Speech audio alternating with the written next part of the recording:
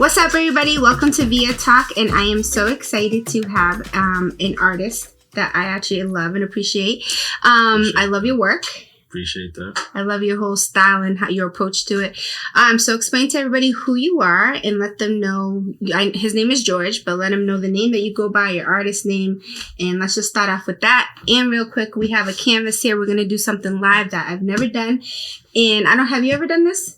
Either? Live in front of a bunch of people now. No? Okay, so we're going to do, because he tends to draw with markers on canvas, he's going to start and draw something, and then I'm going to go feed off him, and then who knows? It's going to be a creative collaborative.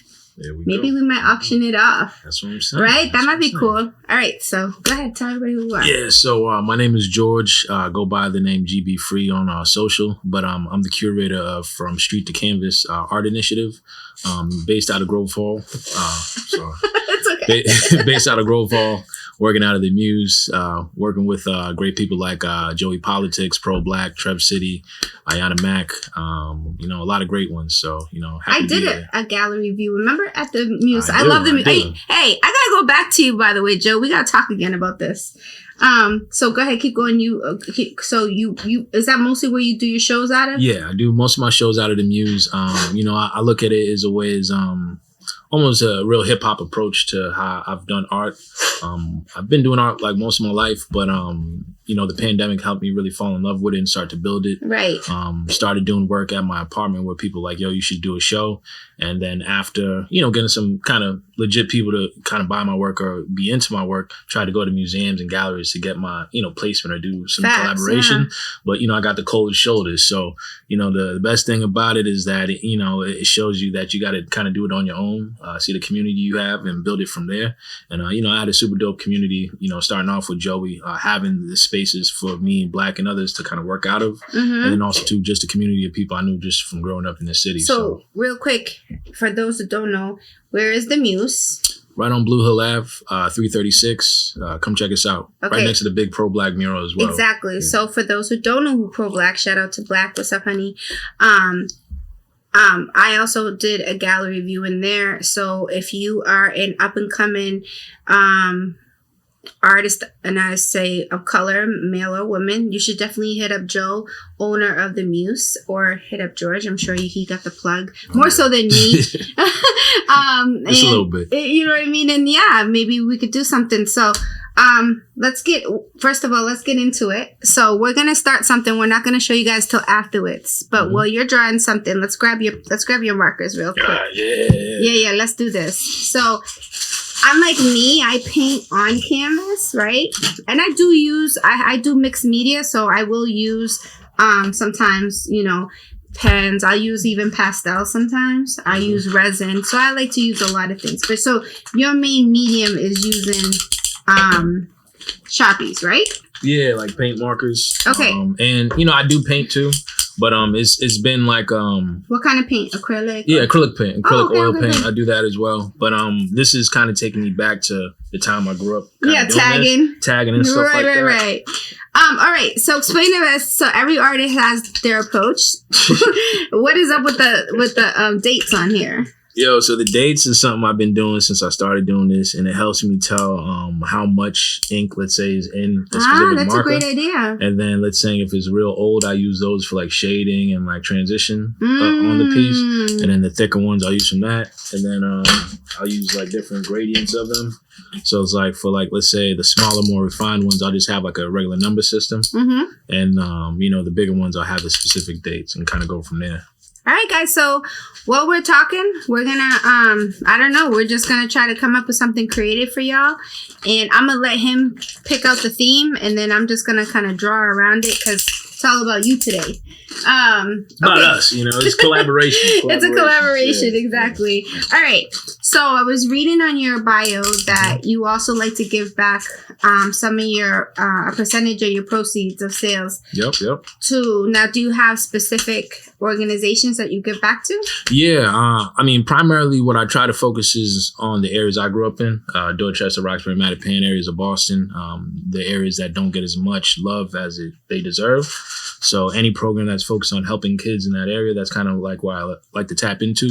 That's but beautiful. Specifically, No Books, No Ball. a basketball program. Okay. I'm friends with the family that runs that as well. And then the Daddy and Me literacy program is some of the more known programs that I've worked with. So, sports related, literacy related, different things that, gear to help kids either connect with positive things or positive role models. That's amazing. Okay, so here I'll let you start off. I'll let you get started. Maybe you could angle it. Yeah, kind of angle it. Yeah. Yeah, I know, right? It's a little different. It's gonna be a little different, but you guys get to see you guys get to see something live and direct, and I wanted to do this. So, okay, now let me ask you this. Talk to me. Before you started doing the art, or you found the love of art, I shouldn't even say that. Do you feel like it was always in you, but you just maybe couldn't do it? I mean, I'll put it to you like this. I've been drawing since out the womb. Thank you. Okay. I'm happy you said that because I always get asked the question, even when it comes to my art, like, oh, where did you study at? And I saw in your bio, you said you were self-taught, same. Mm-hmm. And I always tell people, like, I think you can learn anything in life, right? Like, you can learn math, you can learn, like, geometry, you can learn so many things, right? But I think if you're an artist, like, you have to just kind of be born with that gift. And although you can continue to take classes and learn, I think that it's just something that's, like, in you. What do you think? I think it's a little bit of both. Obviously people are naturally talented at things and they kind of come easier. But then also, too, just through repetition of working on, like, one specific skill, you could actually get better at it. So not necessarily even art like anything, even like shooting a jump shot. So I just think with me is that, I was a runt of the litter. I got older sisters, a lot of older cousins and stuff like that. I was a wild kid. So, my mom was West Indian. So, that belt was a part of it. So it was either the belt or watch TV, hit some paper, hit some pens, have at it, don't make a mess in the house. So it's like, just by watching a lot of different cartoons or, just seeing things in the street, because Boston was a lot of graffiti, especially where I grew up. So I had a lot of influences and it was easy. So when you say West Indian, I thought you were Liberian. I'm half Liberian and half Haitian. So you're Liberian and Haitian. Yeah, so my mom is Haitian and my dad's Liberian. I tell people all the time I have Liberian in me. Hey. Because I carried a child for 9 months, honey. There you go. My daughter is half Liberian. So shout out to my Liberian people, you know what I'm saying? I got Liberian in my DNA. So you get some cassava leaves, some palm butter, some jollof rice. Oh my God. Speaking of palm butter is like that oil, right? Yep. Well, palm oil. Palm oil. Yeah, using it in the cooking. Yeah, but it's really bad for you. Yeah, but no, there's a lot of things. But speaking of palm oil, I saw acres and acres of palm trees, right? Mm-hmm. I bet you didn't know this. So once a palm tree is grown, once it's put in the earth, I bet you didn't know this. It grows for 25 years, but then that earth, it takes so much of the earth's soil, nothing can ever grow from it again. Wow. Isn't that fascinating? That's very fascinating. Right? Okay. So I was like, damn, so there's one guy, I guess, who he runs the whole palm oil industry thing. Oh, I believe it. There's a lot of monopolies. Yeah, in Guatemala. And obviously he sends it out to US and stuff. So I thought that was fascinating, you know what I mean? And yeah, it seems like a lot of Latin, West Indian, African cultures use palm oil, things like that. You know what I mean? Yeah. So it's so fascinating. All right. So also talk to us real quick. Mm-hmm. You're in the tech world, right? Yeah. I've been... So wait, did you go to college? Yeah, I went to college, but my focus was a business major, and nothing too crazy. I didn't know exactly what I wanted to do, but I knew I wanted to do something business related.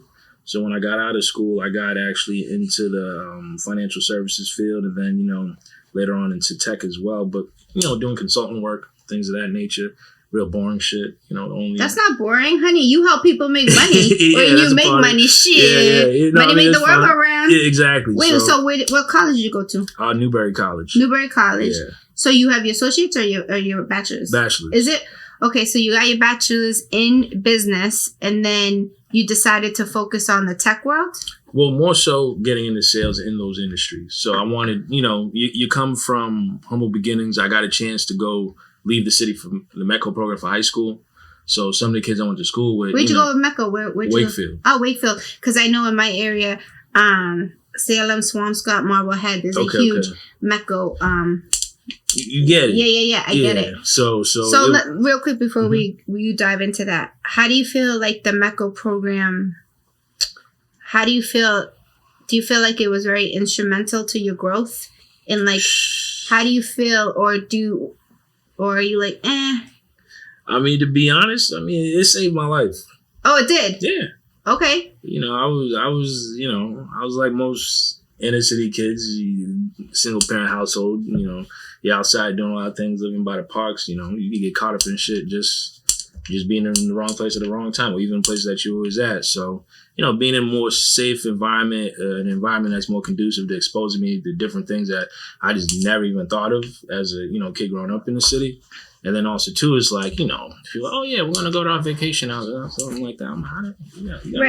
How does that work? So, just asking questions and things of that nature. So it led me to, you know, asking questions about what people's parents did and, you know, how did they get to where they're at. And I was like, oh, you're in business. Oh, you're in sales. Oh, you're in... So I'm like, all right, because it exposed you to other type of cultures and other type of ways of living and other ways that people make money opposed to just your area. Exactly. It's interesting you say that because I was just a guest speaker at 2 elementary schools for this program called LEAP, where they bring entrepreneurs in or people in their fields, and they get to talk about what they do or whatever. Mine was about art and design and like how basically art and design makes the world go around. But towards the end, I told the kids, listen, if you want to be successful, you have to learn to make friends outside your circle. Outside, I said, other religions, other colors, and you have to be open-minded, right? Yeah. And I tell people this all the time, too. It's so fascinating that you say that. Because, like, you know, me coming from Guatemala, third world country, I was adopted to, you know, obviously white people when they grew up different, right? And I was in a very white neighborhood. And so it taught me real quick how to, like, acclimate to, like, whoa, a different culture, right? And that, so you're right. Like, it really does, even though it's shocking, it really does help shape and mold you to be better, though, because then you're like, okay, you know how to deal with personalities. Oh, yeah. I mean, I'll put it to you like this. It wasn't easy. No, of course it's like, not easy, yeah. But it's something that was an invaluable lesson because I was taken out of my comfort zone at a young age. And it's like, you almost like kind of learn on the fly. And obviously I had some moments where I was like, damn, I don't think I'm going to make it. But, you know, I actually had a great kind of support system there, whether it be the Metco director, whether it be like my teammates or, you know, certain coaches and stuff. So, you know, I always kind of felt like a piece of home without actually being home. And, you know, while the neighborhood was going crazy, you know, you had a place to kind of go as a refuge. So, you know, after basketball games or football games, it's like 10 o'clock, 11 o'clock at night, instead of taking the train late, but yo, just stay in town. So stay at the house, yeah. So, you know, they looked out for me and I appreciated that. And it just showed me it's like, you know, up until that point in my life, you know, not a lot of white folks would treat me well in the city until you went outside the city. It's like, oh shit, you know, everybody's not as bad. So, you know, you choose to accept people for who they are. And then also too, it really helped me get ready for the corporate world. And I didn't even know it until I got there. I was like, oh. But believe it or not, as much as you say it helped you, you helped add value to that community because for them, they, in a sense, never met maybe an inner child black boy, right? They had their what the news or media would show. So then they get to meet you directly and get to see the type of human that you are. So in a sense, it's like you're doing something whether you don't even know it because you're representing your community and your hood. It was bigger than you. Do you know what I'm saying? So here you are, you're a representative. And then now you got, because, you know, I'm going to be real with you because this is how the conversation going to go. Them white families gonna be like, oh, our son is friends with the black court, and then, you know, all of a sudden it becomes a conversation about like, oh, he's really nice, or he comes from a good family. So the conversation shifts. You know what I'm saying? And so that's cool. Okay, so you went to college, whatever, and then you did business and you got into coding. Well, this is like over the last like year I got into coding. I suck. So it's all good. What is coding? So coding is actually the back end of, you know, web applications. Like Facebook or Instagram or your website. Yeah, my website. Yeah. So like, for instance, like I know that right now, I just hired an SEO company for the coffee company. So I know that they're doing a bunch of like coding on the back end, right? So if you want to create like the website or an app, right? So it's like, let's say for instance, and there's like different coding languages. And each language kind of refers to different parts of, let's say, the equation. So HTML is a language, let's say, to structure things like, the head, the body, Oh, like WordPress? Well, in a way. So it's like any kind of website uses HTML to actually say, this is the header, this is the navigation bar, this is the section where this picture goes, this is the footer where all this other information goes. And then you have things like CSS, that's like styling. So how's it looks, the buttons and stuff like that. Oh, the aesthetics of it. Exactly. And then you have things like JavaScript, where it's like, okay, this button, if I hit this, it takes me to this thing, or it does this action. So you learn a bunch of these different types of languages and then putting them together to build applications. So whether you're looking at, a laptop like he's on right now, or, on your phone, it works and it looks the way that you want it to look. How important do you think, like, coding is right now in the world? Coding is everything when you think about it, right? Man, listen, I knew about it. I just got into it. I mean, a little late to the party, but I sold. Shit. Let's say like I'm gonna always be late. That's not a language I want to learn. I'm barely learning English, honey. So go ahead. So it's like a language that I knew about, or things that I knew was necessary, a part of the internet, because every company I worked at had types of coders or things to kind of build applications that the company needed or to sell products and stuff. So I knew it was something that was needed, but then it's like you see the acceleration in the last couple of years, let's say, 5 to 10 years, and then you have generative AI tied into it too. So now it's even accelerated that pace of learning and building things out. And what's dope is that, I got to learn about how to use generative AI too as I was building my own things manually. Now I could kind of expedite that process using that and kind of be like an overseer. It's like almost like it's my assistant. So congratulations. You just also launched an app. Yeah, I did. Right? I did. Yeah. So come on, that's like a congratulations. Come on, Justin, you gotta clap on that. It's all good. I always get Justin involved in all my episodes. He's like, no, don't involve me. But that's a big deal. That's amazing. Not everybody can be like, you better brag on that shit. Yeah, no, buy my app, bitch. You're right. Because it's like it's something where. And especially a person of color, come on. We always see Lee Zuckerberg, you see Elon Musk, you see all of them. I'm going to need you to brag like them, for real. Yeah, no, I appreciate that, because it's like a lot of times, as you're going, I did this program, it started in June, it literally just finished like a week or so ago.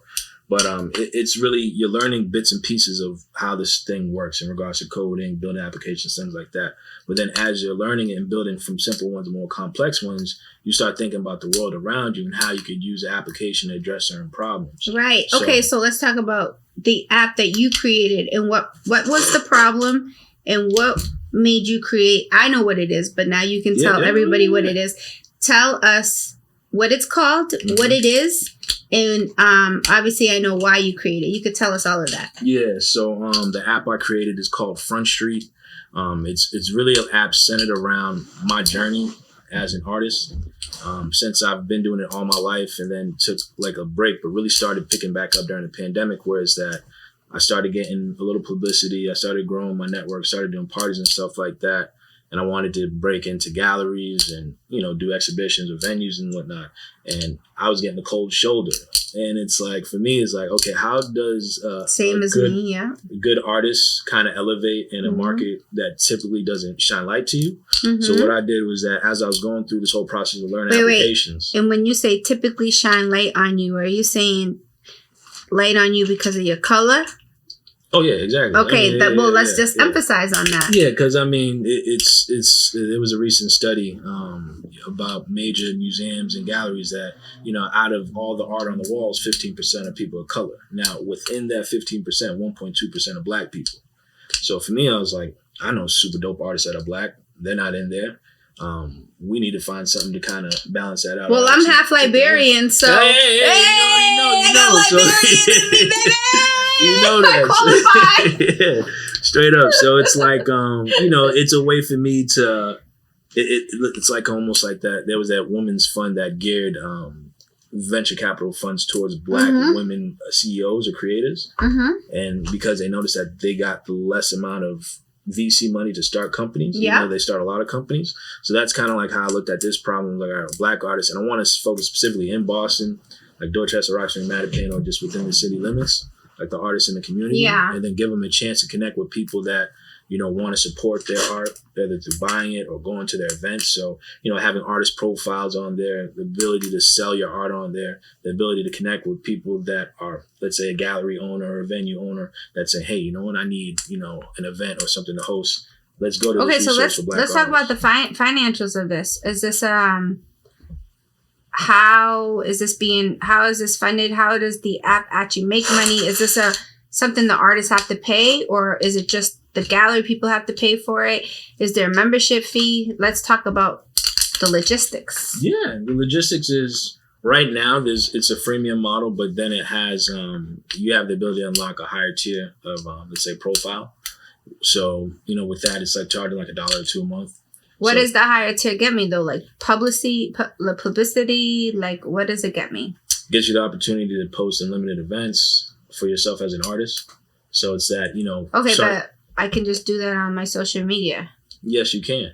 But these are just questions I'm asking. These are very great questions. I'm not against. I'm just saying that someone coming in and being like, okay, you're hitting the right questions at the right time because, like you said, you have your social media, you have your Instagram, all that stuff. But it's like literally trying to find a needle in the haystack today. If you're trying to find a specific artist or a specific demographic or specific people you're trying to work with, specific things, it's harder to do that now. You don't think with AI though? Because even right now, how Zuckerberg has installed AI, what's it called? In Instagram and Facebook, I forgot what it's called. Chatbot. Yeah. Mm-hmm. You don't think even now if we would hit Black artists that it will come up?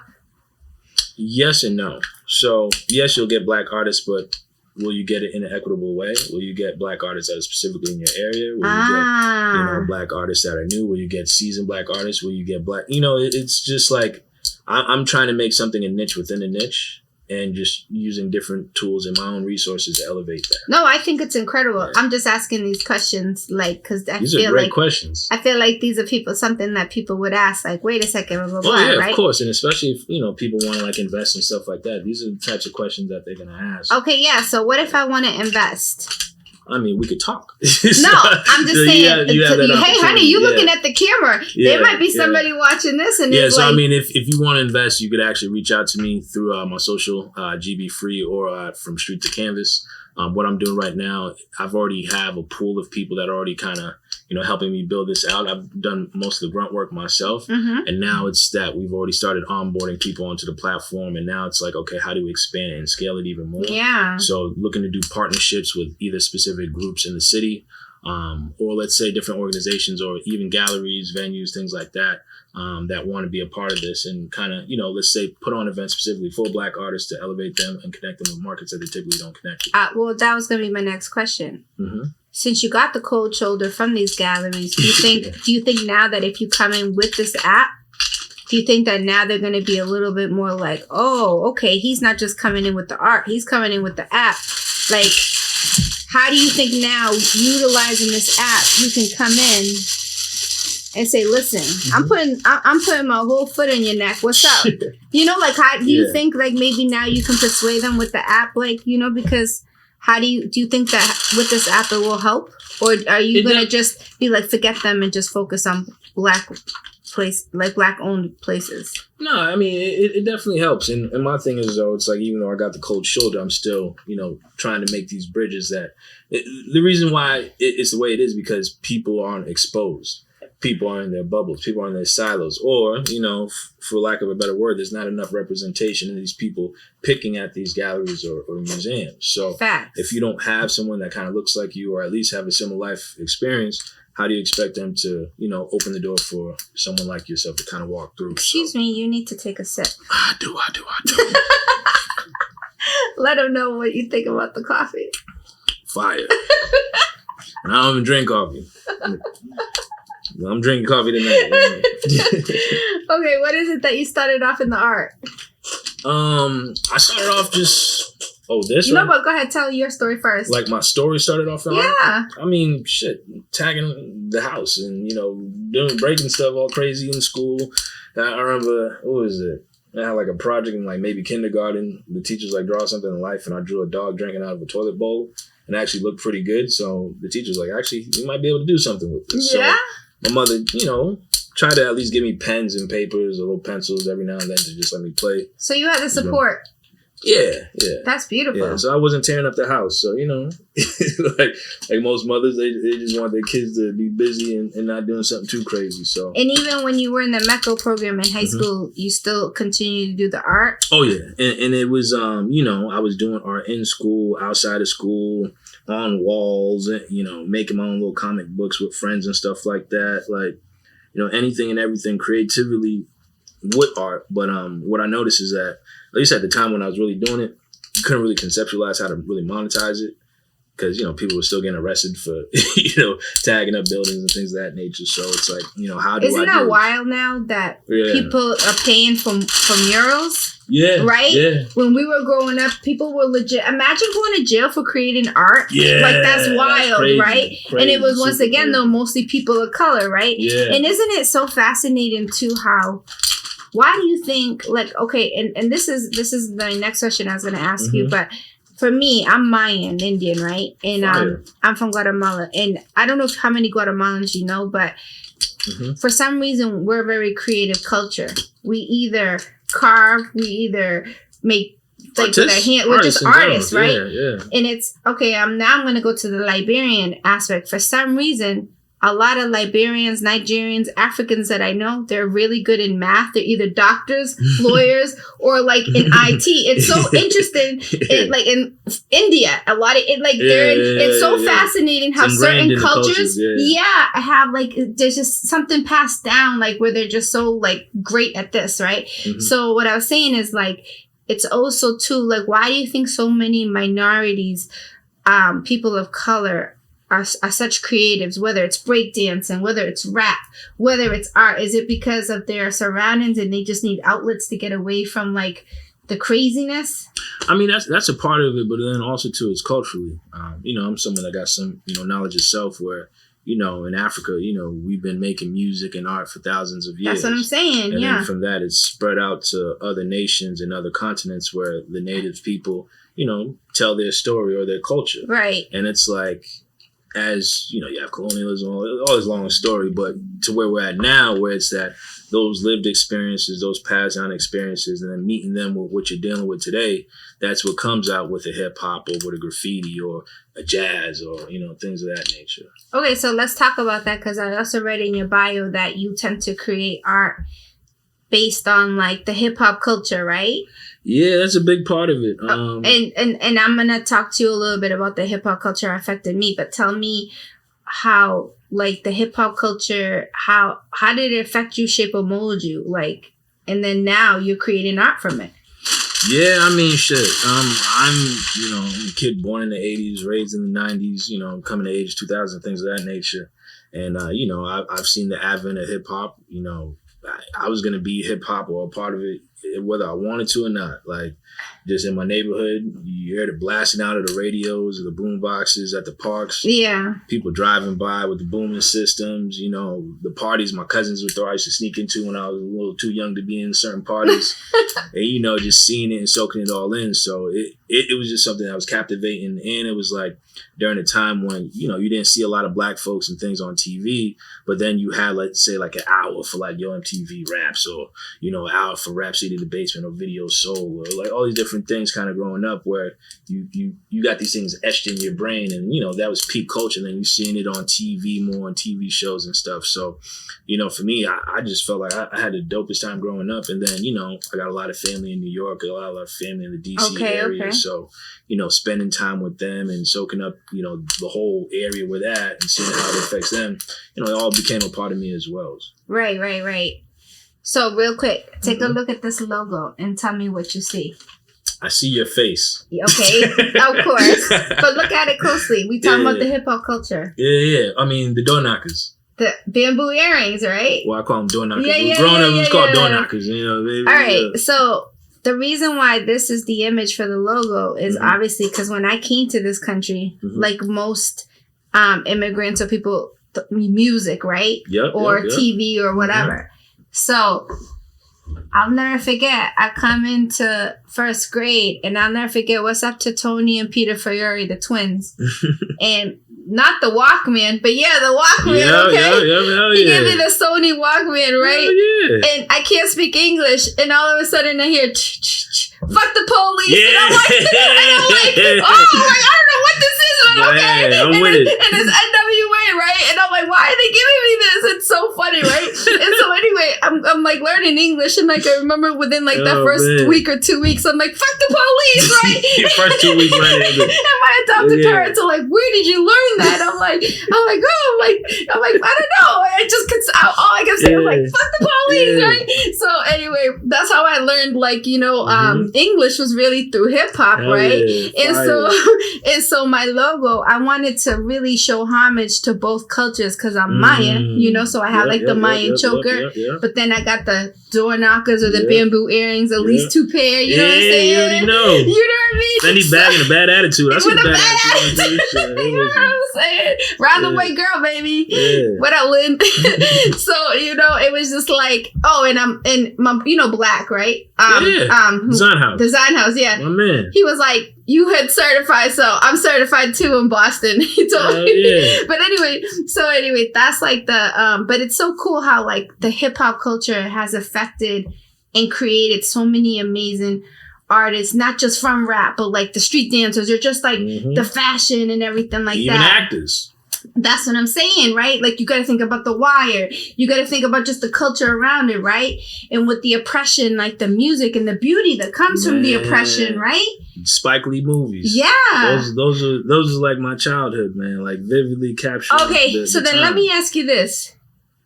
I'm like a little bit teary-eyed heard about this because I feel like my whole childhood is fucked up. I'm like, damn, did we really grow up on like predators? Like between R. Kelly, between Diddy. Man, listen. I feel a little bit like, damn. Listen. I'm gonna be a completely 110% with you.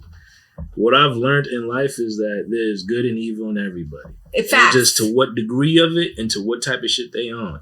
Now, another thing too is being able to understand that even though people do great things, they can do bad things. So separating the artist from what they do, so to speak. And you know, let's say some of the greatest leaders in this world did some fucked up shit. You know, killed a lot of people or had some policies that dumped a bunch of chemicals in waters. You know, all sorts of shit happens. So if they say it takes a saint to be a sinner and a sinner to be a saint.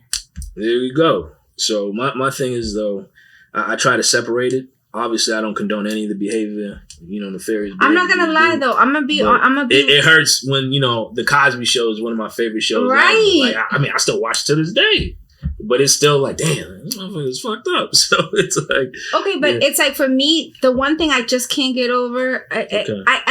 I'm not condoning anything, so I don't want anyone to be like, I can't believe she said this, but the R. Kelly thing, because he really wrote, because to me, I'm an artist. I'm inspired by everything around me, even people, even relationships, men. Because, I don't know if you know this, but I also write music, right? And I paint, I create. I'm inspired by heartbreak, by love, by passion, by sex, by whatever, chaos, right? So I still have such a hard time listening to R. Kelly's music because I'm like, this dude was really like inspired by little kids. Yeah, so that makes it hard for me because I'm like, yo. I don't play with that kids. I'm like, yo. And then like the Diddy thing, and again, I'm not condoning anything, but then I think about how I grew up in the Playboy era, right? And how Hugh Hefner, right? And how he was literally flying down like 15, 16-year-olds to be playmates. So like, why aren't we holding him to the same level of like, I mean, you already know. This is like what I was talking about. It's like you could look through that on a lot of people. Yeah. But it's just, some people are easier to be the scapegoats. And I'm not saying that what they did was right. Of course not. But, if we're going to out one person, we got to out them all. That's what I'm saying. I'm just like, you know what I mean? So it's like, it's just crazy to me. So, it's fascinating. All right. So tell us, besides the art now, so do we buy your originals? Do you sell prints? Do you sell shirts, hoodies? Like, tell us all the things that you sell through the art. Yeah, so even what I'm wearing right now, this is actually a collaboration shirt I did with Carmelina's North End restaurant. Okay. I did a series of paintings on like famous Italians. For, Oh. the owner there. And, you know, we got good reception. They used to be actually out on their patio during the pandemic. And what we've done is turn them into T-shirts that a lot of the staff and, you know, supporters of the, you know, the restaurant wear. So this is one of the type of things I do. I've done collaborations with No Books, No Ball on hoodies and stuff. Wait, before you get into that, yo, that's beautiful. You see how art bridged the gap, especially because Boston is known to have such pockets of like racist cities. So here you are from where? Dorchester, Roxbury? And here he is from Dorchester. It goes to the North End, Italy. And then you create iconic Italian figures with your art. And now we're bridging the gap between Dorchester and the North End through art. Yeah. So yo, that's like, powerful and that's beautiful. I'll show you just the back of it. Ah, shit. Let me see if we can even. Yeah. Let's see that. See back here. But it's like, you know, in a graffiti way doing, you know, classic Italian. I love it. Like that, so. Yeah, that's beautiful. Oh, wait. Since we showing off. Oh, yeah. Show your stuff. Show was showing up. I didn't want to really, you know, it's flex, so now we go flex. So this was, you saw this when you came to my peak. Yeah, that shit was fire. So obviously I wanted to do Martin Luther King. Mm-hmm. And I did this. Shout out to Studio 24 Graphics, my boy Ansi. So I have a line called "We Are Army Fighting for Love." So I wanted to put anybody iconic who was fighting for love. And I thought, on an army jacket because they're fighting for love. You know what I'm saying? Next year. So anyway, that was the reason why I wore this. Plus it matched my boots. There you go. And it matches the boots. I'm gonna be real. That's why I wore it. It matched the boots. So why do you think, how do we get the youth more involved in coding and business? How can we, I feel like for some reason these careers and stuff aren't glorified. What can we do? And give me that responsibility too. Like what can we do as entrepreneurs, as leaders in our community? Because I know I'm a leader somewhat. I don't know how I got nominated, but but I am in my community. I don't know how that happened, but you know, somehow I guess I am. So it's like, what do you think we can do? Because a lot of kids have never even heard of coding, right? I feel like there's information out there they don't really want us to know. They don't really want us to know AI. They don't really want us to know about ChatGPT, right? Like, even though it's advertised, they don't really want us to know and then to have the understanding of it, right? Yeah, and it's like, the way I look at it is like that old kind of African proverb, each one teach one. But then also too, and what I mean is that, you know, let's say if you're a parent and, you know, you just didn't know in your time growing up that this is the way things were going. So, you know, you do what you do, whether you're a teacher, you're a fireman, you're a trash collector, it don't matter. But the next generation, like, yo, these are the next jobs of the future. These are the things you're going to need to be in. Like, always peppering people with that type of information, eventually we'll be like, okay, I need to be there. And having to come from different directions. So whether it be the marketing of it, whether it be in commercials, whether it be in schools, whether it be just even looking at who's successful right now. What are they doing? They're building applications. They're doing something tech related. So, but all right, you want to be successful. Everybody wants to be some type of successful. It just depends on what your lane is. So yeah, I think that's amazing though. I think I really would love, me personally, as a fan of your art, as your friend, I would love for you to become more of an advocate too about your app, and especially just letting like these kids like dream big and like let them feel like, you know what, I can do it. Wow. Because like people of color don't really believe that they can even create apps, you know? Now, let me ask you this. You said you were in a program. Was this like a certificate class you took, or how did you learn about this coding? Is this like a pilot project? Like, it was a program offered through the Urban League. What they're doing is a whole workforce development to get more Black people in the city involved in tech, but particularly jobs that are needed. So whether it be web development, coding, cybersecurity, things of that nature. You know, I could add it to the schedule and balance it off with other things. So I was doing that on top of other things I was working on. But, you know, I saw the light at the end of the tunnel where it's like, okay, I could see myself either working for a larger organization on a consultative basis, or I could kind of run my own kind of shop going after projects here and there. So, you know, for me right now, I look at it going after projects is kind of cool. So I don't have to completely dedicate all my time to organization. Then I could devote time to, creating art, making gear, all other things I want to do, and kind of invest in myself more. Okay. Are you gonna let me get that? Yeah, but I gotta get busy first. I'm sorry. All right. Well, remember though, you don't gotta make it perfect. This is a freelance thing. That is true. I'm you know what it is, as an artist, I've never really done a collaboration, so I'm learning how to do. So it's like, what do they call that, masculine energy? Like, let me get my shit off right quick. So I got like two more sets. I'm about to take this corner. Yeah, no bullshit. I'm taking this corner real quick. Yeah, no, I'm about to hand it to you. Give you like 2 seconds. I'm about to get this feminine energy. Be like, yo, this is my corner. It's my corner right here. Yeah. Well, okay, so what is it that you're drawing? I started off doing a lot of music pieces, a lot of social pieces, and now I focus on a lot of like things in regards to telling a story within the neighborhood or the culture.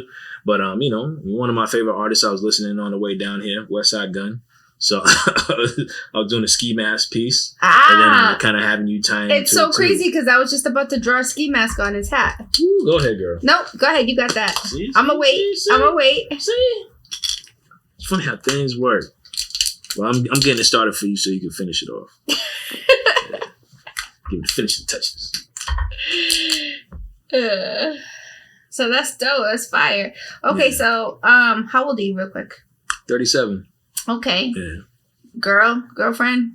Yeah. I got a special lady in my life right now. Okay. Yeah. I didn't know because, they got me ladies watching. They'll be like, ooh, we see them guns while he drawing. It's like, now it's like I'm more focused on certain goals I'm doing. It's like, I'll go out, but I'm not like. Let me ask you this. How important do you think is a relationship for you in your life right now?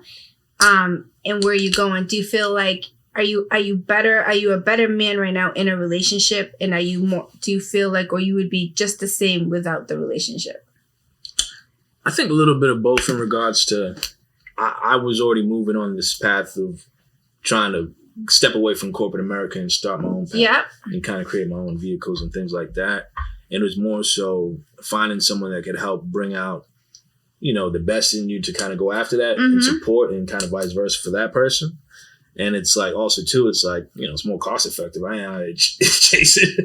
I'm not. You're not going on dates every well, I go on dates, obviously. Not with your lady, but meaning you're not spending it on. But I was doing all that too. But it's like, now it's like when you have someone, that you care about a little bit more, you dedicate that kind of time and stuff towards that. So you don't have to be, I got to go out this night. Exactly. I'm trying to work on this business, work on this art, make this gear, and then, take care of her. So, that's beautiful.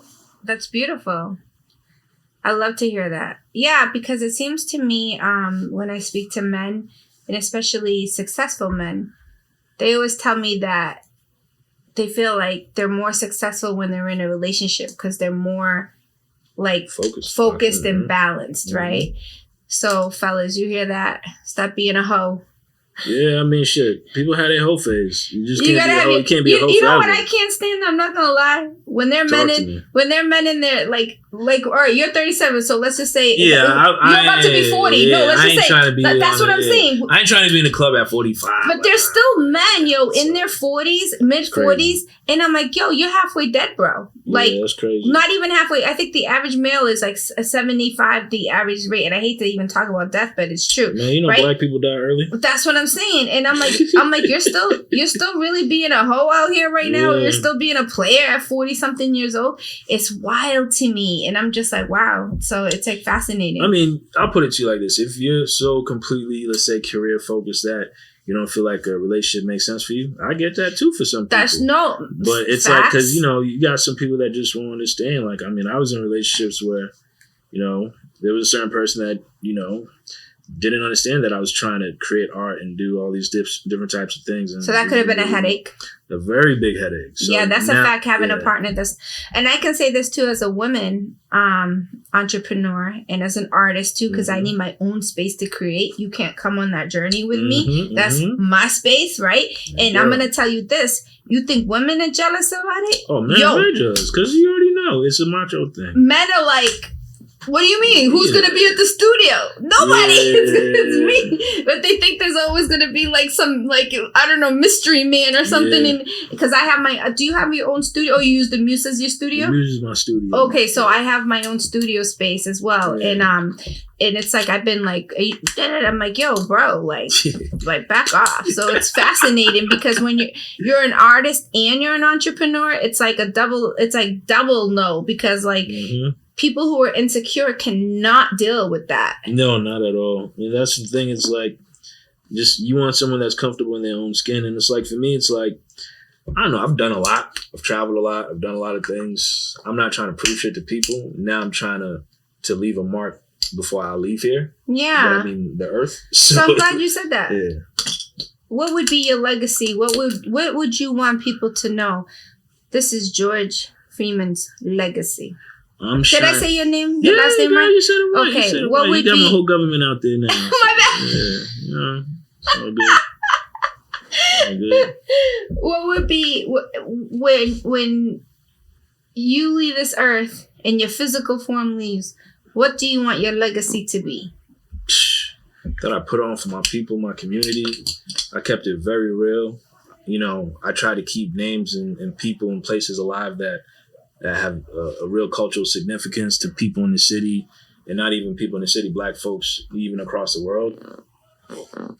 Like, I'm working on a series right now called Freedom Fighters All Stars, you know, from Fred Hampton to Shirley Chisholm to, you know, Jack Johnson to Patrice Lumumba, like all these different types of people that... For people who don't know, who are the Freedom Fighters? These are people I'm talking about right now. Like Shirley Chisholm, Fred Hampton, Google them. I could talk all day about them, but my thing is, though, a lot of people, even Black people, don't even know about some of these people because the society and structure made it so we don't know about these people. Exactly, yeah. So this is why I do what I do. That's beautiful. That's amazing. Yeah.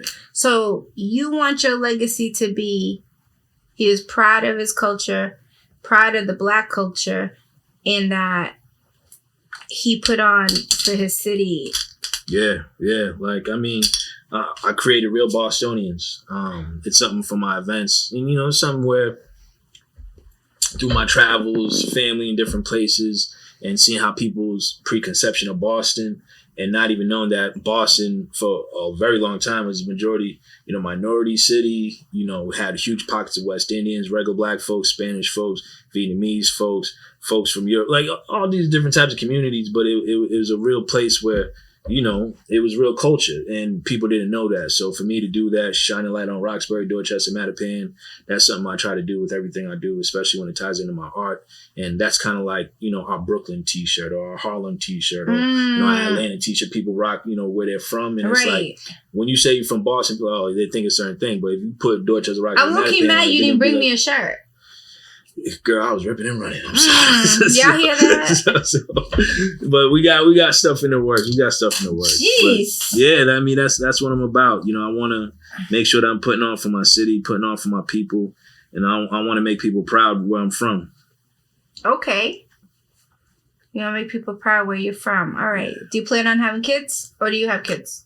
No, I don't got kids, but yeah, that's part of the plan. Legacy. Yeah. That's beautiful. Yeah. And let's see what else. So when's this application launching? Technically it's already launched. Now it's expansion phase. So I already have like people on it using it, you know, growing with it, playing with it right now. Now it's going to be a more larger release and getting it on the App Store completely. So across Google. So can Latin Android people join? I mean, anybody could join. What it is that you could join in regards to you want to, you know, buy art through Black artists, support them, go to events, things of that Don't nature. forget I got Liberian in me. Does that count that I'm Black? Listen. Jesus. What I want to do is eventually scale to be like, all right, I want to tie in Black and brown communities, but Black communities have it the worst right now. No, I'm kidding with you. So, I get no, you know what I mean. Yeah. So it's like, I want to focus on that community and then be able to branch out spread it out. I get it. From there. So once I get that model done, then it's easy to replicate. So what's the site? FrontStreetApp.com. Tell them. FrontStreetApp.com. So FrontStreetApp.com. Yeah. That's easy. Yeah, it's very Why easy. is it called Front Street? Because I'm trying to put Black folks on Front Street. On Front Street. Oh, I like that. Yeah. That's beautiful. On that note, I'm gonna pass this for you so you can add your twist to it. Okay, so tell me about your. I didn't do as much as I wanted to on a detailed tip. Oh, honey, I'm about to take your art to another level. You're gonna be like, oh my god, this is not what I wanted. Hey, do what you want. Let me get some color. Only color I got is gold. Yeah, let me get some gold. You got it on. Let me see. You might have to test these out just to make sure I don't bust on you. Hold on for a second. See, this is part of my crazy process. That's beautiful, though. Yeah. All right, show me the word. Actually, come on. Give 3. Have at it. Okay. So, I'm just going to do nothing too crazy. No, do your thing. I didn't like that one. And if you want to test it out too, you can use this. So it's a month. Yeah. You have anything you want to talk to me about? Yeah, I mean, I think for me, going on this journey is that I've almost kind of tripped and fell into like, oh, I actually want to be an entrepreneur with this. Oh, I want to do more with this. I want to grow this. I want to expand my network and things like that. Mm-hmm. And for someone like yourself that's already kind of built a network, build shows, your own studio, artists, lines and stuff kind of going on, like, what have been some things along your journey that you wish you knew in the beginning that you know now? Okay. In what part of journey, though? In art? In art. And as a businesswoman with art. Because this could be something where, someone watching like, oh, I could actually take that in. So I did it opposite. I was, quote, one of those poor artists struggling, meaning there was no plan B. Mm-hmm. I would suggest if anyone wants to be an artist, definitely have a consistent job. Definitely have money coming in. That wasn't me. I was just leaving it to God. And listen, I had a little girl. I was raising a daughter and a single mother. Mm-hmm. And it was really hard. So if you're going to try to go hard with your art, especially as a woman, this is what I want to say. Mm-hmm. Relationships for women. Relationships for women can legit derail because we're the ones that have babies. Mm-hmm. We're the ones that take your last name. We're the ones that might move in with you, right? So because I was a single mother, I was legit able to focus on my daughter, my craft, my art, and what I wanted to do. So what I would say is, back to what he was saying, pick a partner that's supportive in what you want to do, especially if you're an artist or creative, whether it's music, whether it's dance, whether it's art. And also have consistent money coming in. I didn't have consistent money coming in, and I didn't have like a traditional job. I mean, yeah, honey, I was in the streets doing what I needed to do by any means necessary, Yeah. So I would say that is definitely do that. And then, but because, I was in the streets, I did learn a lot about business. Oh, of course. Because I feel like the streets, you can't make mistakes. Exactly, right? So I will say this, and I realized real quick, product supply and demand. Mm-hmm. So I remember, the dope boys would be like, yo, don't do nothing. Like, just draw me some shit. And I start charging them right away. Because I'm like, okay. So I realized, too, you create something, make sure you always put a price on it, too. Don't ever give your shit away for free. That's real. A lot of artists will be like, no, I'll give it to you, right? Just because they want people to know who they are. No, you got to go in there like you're already supposed to know who the fuck I am. Straight up. So that's something I want to say, too. Oh, yeah. And that's the thing, too, man. I mean, shit. Because a lot of people know me in the city. They go, yo, G, man, hook it up with this. Or, yo, man, can I get it? I'm like, man, listen. You want me to be on? You want me to grow with this? I need that support, too, because, I spend money for other people's things. You want certain things to be reciprocated. Right. Let's see. Yeah, let me get a fresh one. Okay, and then let's see anything else. Yeah, I mean, definitely that's one thing. I'd say, what do you feel like has been? I mean, I know what you mean in regards to having that consistent income coming in. Like, yeah. I mean, that's why I do like a lot of things with the drops and things of that nature. But in addition to that too, like about scaling your business, how did you kind of get yourself to a level where you feel like you have now tens of thousands of followers and people, coming from all over to kind of support your work? How did you kind of scale it and kind of grow that network within your business? I think being authentic. Mm-hmm. I think, for instance, like you're so authentic with your art, hence why they reached out to you in the North End, because you were so authentic. Authenticity. So a lot of people, especially when you go on social media, y'all will try to portray and be an image that you're not. Mm-hmm. Always keep it real. Mm-hmm. I'm going to swear. I'm going to say some hood shit. Yeah. And I'm going to whatever, including around these white people. Perfect example. When I got the hotel project, because my art, I don't know if you know this, but I have art in the Charles Mark Boutique Hotel. Oh, fire. That's and a I dope have hotel. art at the Harborside Inn Boutique Hotel. Right? That's someone calling me to get them. So anyway, and I remember when I was being interviewed, he was like, I want to do this, I want to do that. And he's on the Freedom Trail. So mm-hmm. He wanted iconic Bostonian figures on the atrium, right? Mm-hmm. And he was like, I said, people don't want to wake up to dead people. People want to wake up to the scenery, right? And he was just looking at me like, I can't believe you said that, right? And I go, and if you're going to want me to paint dead people, I'm going to do them my way. Color. Yeah, exactly. Yeah. So bottom line is, he was just like, so I stood up for myself. So keep it authentic. Mm-hmm. That's how you get the followers. Keep it real. And I guess what else too about expand your network. Yeah. I have a lot of white clients. Mm-hmm. How I started off with my art when people really started knowing about me was, I'll never forget. Remember when the Patriots came back from winning in Atlanta? They came back. Yeah. Where was that? Was that in Houston? That was in Houston, right? Yeah, I want to say 28-3. Right? Yeah, no. I'm talking about the score. They were down 28-3. Yeah, but that was 2016-17, right? Yeah.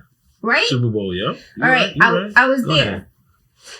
Anyway, bottom line is, I was there, and I got I got plugs, right? So I was on stage with Lil Wayne and Yayo, the drummer, were performing. Yeah. And I asked the drummer, Yayo, I was like, yo, can I get a video of you? He's like, yeah, because I was just obsessed with the drums. And he was like, what do you do? I'm like, oh, I do art, whatever. And it was just like, I just got the studio. My daughter had went to boarding school, so I had more time. Mm-hmm. And he was like, can you custom design me a jacket?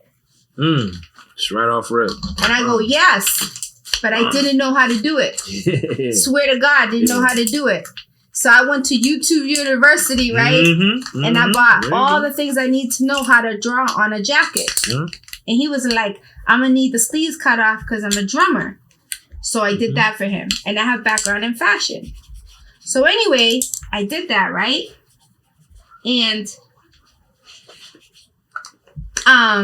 what happened was he wore it to Summer Jam. He wore it in Boston, though, whatever. Yep. Fabulous was there, all of them. And they're like, yo, where'd you get the jacket? And I knew because of the lights. So I made it glow in the dark. Ooh, fire. So Lil Wayne. So just because of that one person that I met, and I didn't even know how to I never knew how to do no custom jackets. Mm-hmm. But because he wore my jacket, that shit blew my shit up. Mm-hmm. So now I went from a local artist to, quote, I'm a celebrity artist. Mm-hmm. Now that's another thing I don't like. I'm not a big fan of this, and I hope you artists are listening. Yeah. I'm not a fan of y'all drawing like Beyonce and Jay-Z and keep tagging them like I think it's cool to do it for the culture, but come up with your own, you know what I'm saying? Like, so I see so many amazing artists and they're not creative. They always want to like draw a celebrity instead of like, telling a story. Exactly. And that's all I'm about. Cause it's like, I don't mind, and I'm sorry to cut you off. No. Cause this is like a part of like my kind of journey too. Cause I was doing my favorite artist just because I didn't see him promoted as much and I wanted my apartment to look cool. Mm-hmm. So I was doing a Raekwon piece or, or Benny the Butcher piece, all these other guys and whatnot. And then, having certain people reach out or connect that was dope. Yeah. But then it was like, as it started growing, I was like, I want to make sure I'm really telling my story or telling the story I want people to know about. Right. So that's when it kind of grew into me, doing the Stamp series or doing the Neighborhood series or doing the Influences series. So, and that's another thing I do. I take a year to do it. I do series. So every year, the one you saw was the one paint series. Yeah, and then you did like big installation pieces. Yeah, I do installation pieces. Yeah. So that's like a big deal for me too. It's just because I like to create things through art, to have conversations. That's another thing. If you're gonna be an artist, remember, we're given that gift. We gotta tell stories. Mm-hmm. Are you low key mad about my little things? No, not at all. I was trying to figure out how I'm gonna work on the mask right quick. I'm doing do it on this side. Yeah, I'm gonna start on this side. Yeah. I'm gonna do? I'm gonna do the inside on my guy, and you're gonna. This is all you. You know why? No, because I'm Mayan, so I like to do these tribal signs. Yo, that's fire. Blending culture. That's what we about. Exactly. So, another thing, do you believe in aliens? Yeah, I ain't stupid. We ain't the only ones in this universe. It's like, come on now.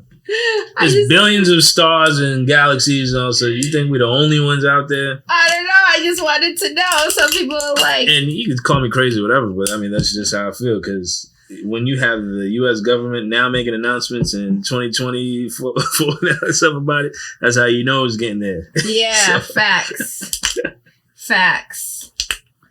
Let me see. Add on to this. Okay, so is there anything else that you really want to talk about or want the people to know? Yeah, I mean, one of the things I definitely want to talk to you about is how you incorporating different types of storytelling and then growing that story. Because, let's say certain artists have one specific theme or one specific story they kind of tell. How are you able to kind of develop other stories and kind of grow from collection to collection? Oh, man. I have a fucked up life. So this is a true story. I created the global standards of beauty where I painted women from all over the world of what's considered beautiful in their culture. Mm-hmm. And that was about scarification, piercings. So as you know, African cultures, they purposely scar themselves like this. They'll put charcoal in it to make it permanent. Yeah. Same thing in Ethiopia, or piercings, or did you know, I forgot the tribe, but... Oh, yeah, all the neck rings. But do you know they did that to protect themselves from enslavement and from tiger bites? Okay? So, I did research. Tiger can't bite through that. Exactly. So, I did research. But you know why I did that? So, here I am in 2010. Mm-hmm. I'm in school for aesthetics about the skin. And you know why I went to school about the skin? Because I got stabbed in 2008. And I went from having flawless skin to all of a sudden people like, whoa, what happened to your arm? What happened to your knee? And now I got keloids. I wanted to know why, as a brown person opposed to a white person, why our skin, keloid, for those that don't know, keloid is like a lump. Usually happens to people of color. Yeah, and you see that with a lot of fraternities do the branding. When they're branding, exactly.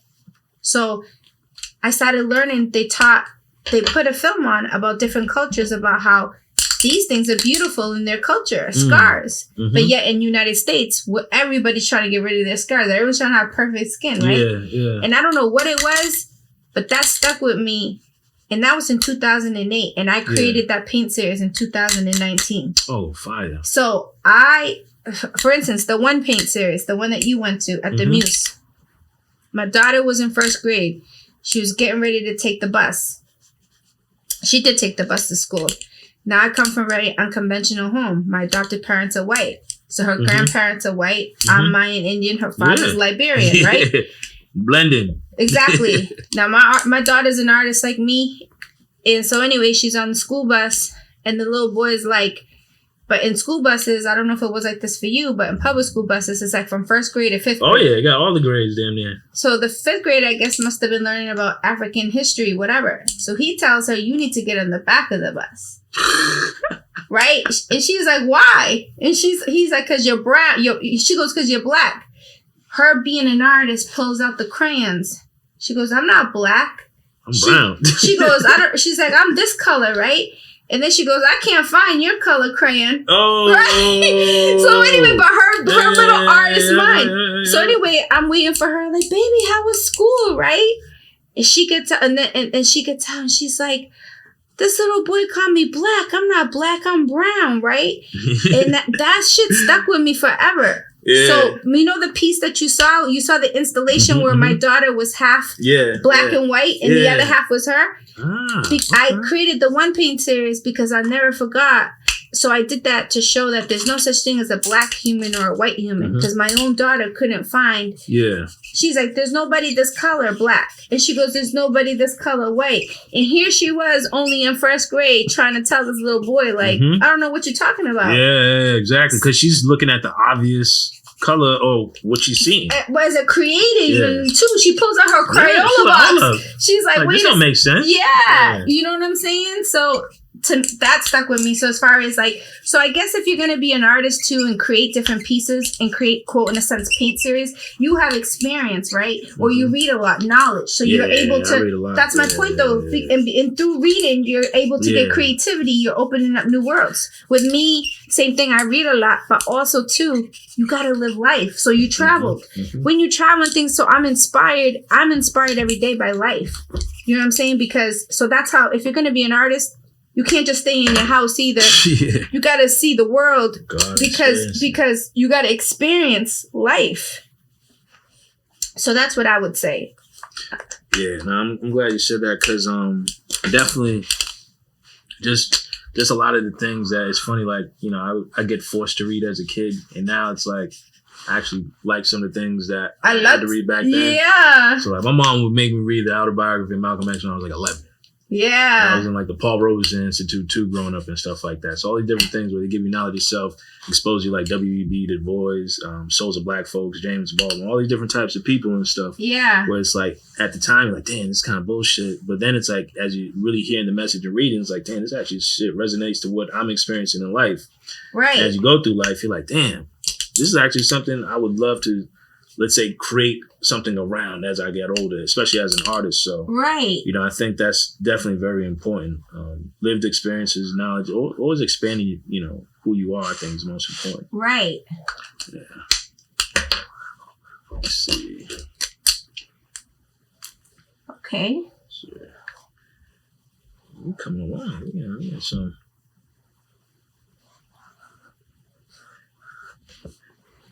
We are getting some action right here.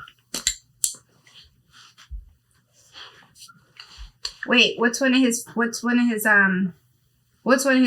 favorite verses that he says? Boom, boom, boom, boom.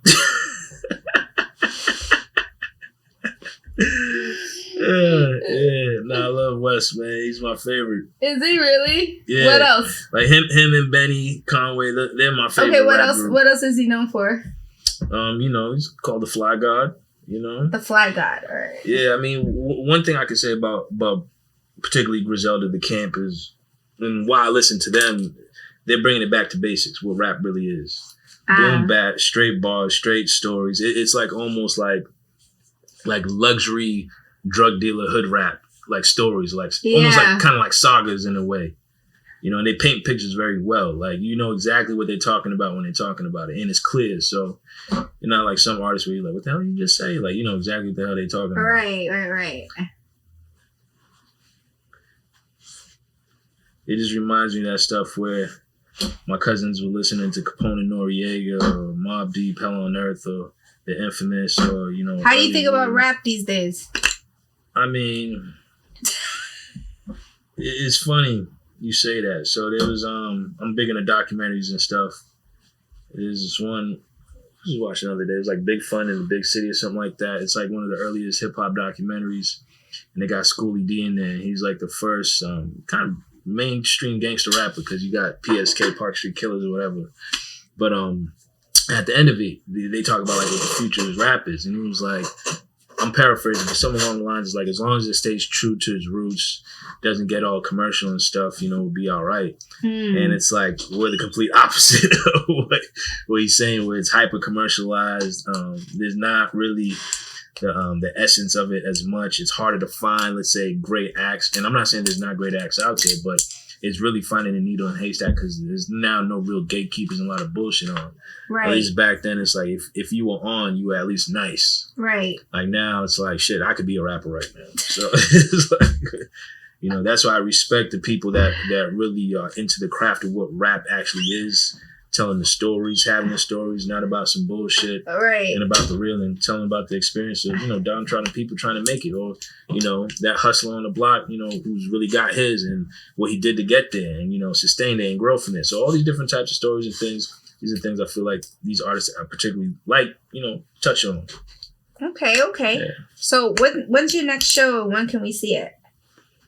We are in the process of that right now. I'm trying to do. And when you say we, are we talking about the Muse? Yeah, the Muse. So I'm doing. I think I'm gonna reach out to them because y'all haven't seen my my global standards of beauty. The way I was talking about the women with all. Yeah. I painted all women, and I did all different things that are considered beautiful in their culture. Mm-hmm. Like Amazon, they put the thing through their nose. Yeah, I think I'm gonna do something for maybe Women's Month. Yeah, so you know, I'm trying to do another Black History show.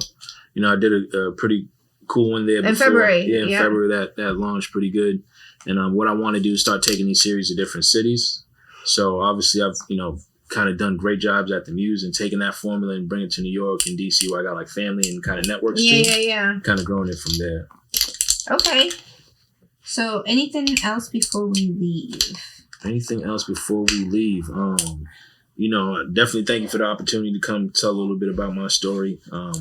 You know, I'm someone that's typically not big into sharing a ton or talking a ton about it. I'm still getting comfortable in my skin in this art world, but, you know, I want to get these stories out there. And then also, too, I want to try to, you know, bring some equity to the landscape, you know, try to shine light on other artists and try to create opportunities that I didn't have that I could create for the next generation of artists. That's why we have platforms like this now where we can hear. I feel like, too, like, the power of voice is everything. And what you asked me the question earlier, being authentic. So people are hearing your authentic self. If they're seeing your authentic self, they're seeing you in your element and they're seeing you in a different light where before we didn't have the ability to see artists like this, you know, or even hear artists' voice like this, right? Or hear what they were doing. So this is beautiful. I see that what's up with the Buddha and the beads? Like, talk to me real quick about that. Yeah, I mean, and then I love Buddhism. I love Jesus. I love God. So it's interesting. Yeah. I see your different like cross pollination of different religions and cultures. Talk to me about it real quick. I mean, I'm a believer in God. I'm a believer in not only God, but it's like it's kind of like what we talked about. You know, in the beginning, people started off in Africa and branched out to different parts of the world. I feel like everybody in essence does believe in God. It's just a different form or different name. Yeah. And then, you know, a lot of the core, let's say, values of most religions, do unto others as you want undone to yourself. Yeah. You know, do good things, good deeds, be righteous, things of that nature. But then also, too, one of my homies growing up, he was one of the only Asian dudes in the hood, but he used to always hoop with this on. So I was just like, yo, what's that little Buddha thing? He's like, yo, it wards off bad energy and brings good fortune. I was like, yo, that's dope. So yeah, I was you're like, I'm taking that. Yeah, I'm taking that. So it's, I grew up with, a good amount of Vietnamese kids too in the neighborhood, school and whatnot. So, you learn the different cultures, Spanish culture, Black culture. So for me is that you took pieces. I took pieces, of what I kind of grew up in and dealt with and seen. So, just paying homage. All right, cool. Well, I think we're pretty much done. I wish I had more. A matter of fact, while you was talking all this time, I wish I could have worked on my block. But, I did my little lines or whatever. What I'd love to see is after this is maybe when you go home later, you see what we could do off of this. You know what I'm saying? You know what? I'm about to let you take this and get started on it, and I'll finish on the Duke after. So you let me take this, I'll do this. Yeah. And I'm gonna do a little add in here just for like right here. And then I'll give it back to you. Bang. I love that. All right, so this is what we have. How can we turn it real quick? Oh yeah, we turn it. Yeah, let's see what we have. That's nice. Are we sticking just to black and gold, or can I do other colors? Girl, do whatever you want. It's combining styles. So for me, all right, you're gonna have to give me the name of this person again. Westside Gun. Westside Gun. I have to do my research. Yeah, no, he's fire. You know it's real when Jay-Z comes knocking at your door. But you know. And you said he called him the Fly God, right? Yeah. So what it is that I want to do is take an approach to art where, as a kid, we didn't have a lot of resources. Yeah. We didn't have a lot of colors. It was like me and the That's homies. true. We had like black or blue pen. Yeah. And, you know, you have some notebook paper. We fold it in half, make comic books out of it. Yeah. What we want to do is look cool. So we take a yellow crayon, a marker, give him a little chain, a gold grill, and stuff like that. So one of my friends I actually did that with. He passed away when we were in high school. So, you know, each time I kind of do like this is like almost paying homage to him. Oh, that's so beautiful. Wow. Thank you for that. All right. Where can we find you on social media? From Street to Canvas on Instagram, and then also to GB Freeze, the personal page. But most of my work is going to be from Street to Canvas. You know, the events I throw, also to the merch I'm creating as well. So, you know, if you're interested, tap in. And if you want to connect and build, let's build. All right. But he's got a man. He's got a lady. He's got a lady. He's got a lady. So ladies, back off. Unless you want to be a sugar mama.